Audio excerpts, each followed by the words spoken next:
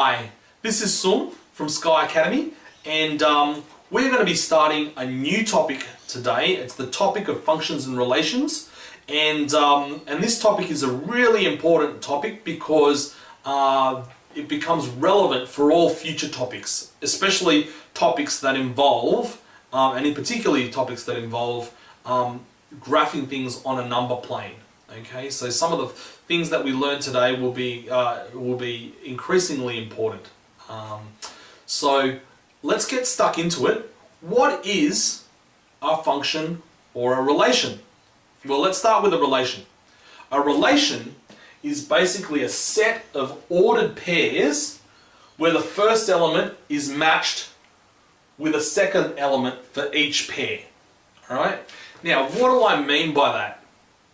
Basically what I mean is, I'll give you an example. All right? In my class, I have a whole bunch of students, for example, and I want to match the first names of everyone in the class to the last names of everyone in the class.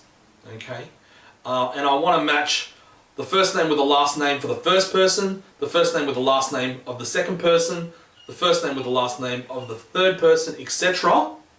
That is a set or a list of ordered pairs, right?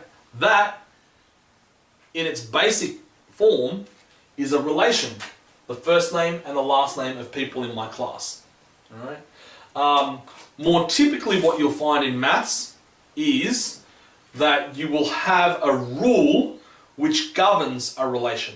All right, so a typical example is y is equal to 3x plus 4. I mean, that's the, from year 10 maths, you will know that that's a straight line. But basically, y equals to 3x plus 4 is a rule where the first term is x and your second term is y. Okay, so in this particular example, one of the ordered pairs in that relation might be x is equal to 1. And when we put 1 in to the rule, what we get out of the rule is y is equal to 7. 1 times 3 is 3 plus 4 is 7. So 1 and 7 is one of the ordered pairs in that relation. Yes? So you've got 1, 7 is an example of an ordered pair in that relation. Okay? So in this topic, you're more likely to see relations looking like this than like this, all right? But know that a relation is basically any set or any list where you've got a first term matched with a second term, where a first element matched with a second element within that list for each of the pairs. Okay? And relations can take on various forms. It can be a one-to-one, a one-to-many, a many-to-one, or a many-to-many. So what do I mean by that? A one-to-one relation is one where all the ordered pairs are such that every first element is unique and every second element is unique. So here's what I mean. 1, 3, that's an ordered pair. 2, 4, that's an ordered pair. 3, 5, that's an ordered pair. And 4, 6, that's an ordered pair. 1, 2, 3, and 4 aren't repeated as a first element. 3, 4, 5, and 6, there's no repetitions there as a second element. Okay, so this is what we call a classic one-to-one. Right? Just because 3 is repeated once as a second element and once as a first element doesn't mean that it's not one-to-one, because all we're looking at is to see if there's any repetitions within the first elements and to see if there are any repetitions in the second elements. Okay, so that's a classic one-to-one. One-to-many might be a one-to-one, except for the fact that you might have one first term that corresponds to more than one second term.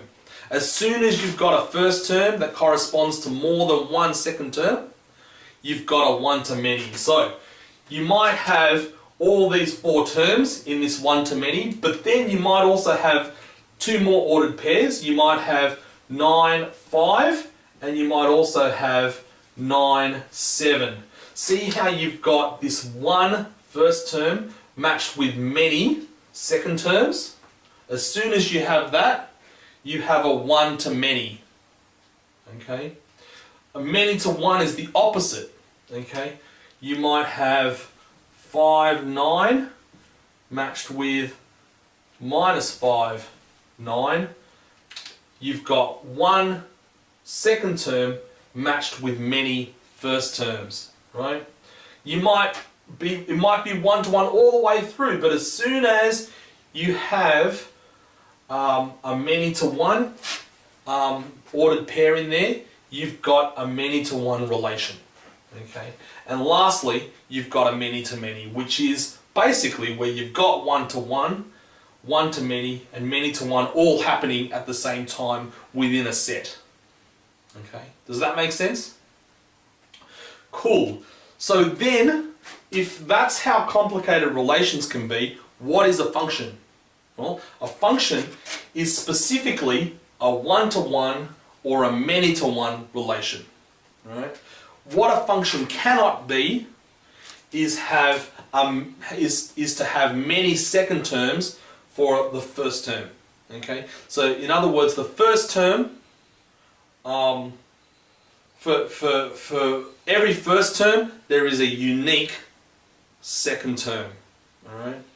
As soon as you have a first term having more than one second term, it's no longer a function. And a way to describe this, right, or a way to test whether or not you've got a function or not on a number plane, is that it must pass what we call the vertical line test. And I've got a curve that I've prepared earlier, which I'm going to show you, and we're going to look at this curve, and I'm going to explain the vertical line test to see whether or not that curve passes or fails the vertical line test, and hence is or isn't a function. Alright, I'll see you shortly. Alright, welcome back. So I've got a curve that I prepared earlier, and we are going to use this curve to basically explain the vertical line test to see whether or not a curve will fit the classic definition of a function or not. Now, with a curve, you basically have every point along the curve being in and of itself an ordered pair, right? So this point will have a horizontal displacement, which is represented by x, which is your first element, the horizontal displacement, followed by your vertical displacement, all right, or your vertical position, which is your second term, which is represented by y, usually. All right, so this will be your y, and this will be your x, right? And each point is an ordered pair of your x term and your y term. And as we go along, the vertical line test says that if you take a vertical line and scan it all the way through a curve, right, every x term will only have one y term. So it'll only cross the vertical line at one point. As soon as it crosses at 2 points, it fails the vertical line test altogether, and it is not a function. It's just a boring old relation. Okay, so let's have a look. If we scan this vertical line test, see how it crosses at one point? As we scan along, see how it only crosses at one point? Yep. It's only crossing at one point. So the point that it crosses at is there. The point that it crosses there is there, there, there, there, there, and all the way through, it only crosses at one point. Alright? So is this a function? The answer is absolutely, it's a function. It only crosses at one point all the way along the vertical line as the vertical line is scanned through. Okay, so it passes the vertical line test. Now, if we were to do something really, if we were to alter things slightly and turn this curve on its side, will it or won't it pass the vertical line test this time? Well, let's have a look. So far it does. Hang on. See, it only crosses at one point. See, it only crosses at one point. Crosses at one point. Crosses at one point. Ah, boom.